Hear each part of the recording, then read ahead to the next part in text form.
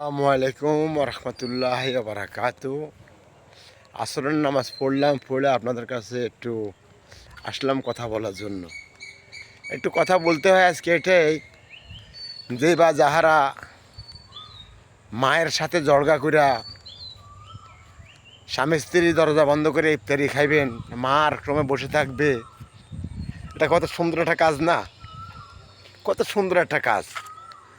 যে বা যারা মাকে এবং বাবারে অন্য রকমের রাইখা স্ত্রীর সহ আপনি ইফতারি করেন এক রুমে, মাশাল্লাহ কত আখেরাতের কাম করতেন আছেন।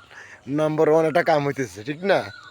আরে মিয়া, যে কাম করছেন না, যে এই ধরনের কাজ হলে আপনার লাই ওই যে জান্নাতের লাই জানাতে চাইতেন না?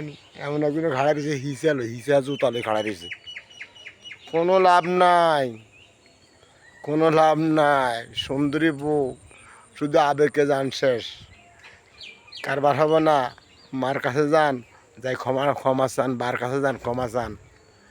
হেতাগো যারা এই দুনিয়ার আলো বাতাসটা দেখছেন, যদি কথাগুলো ভালো লাগে অন্যকে শেয়ার করবেন। আর শেয়ার তো করতেন না জানিয়ে, আপনারা তো শেয়ার করবেন।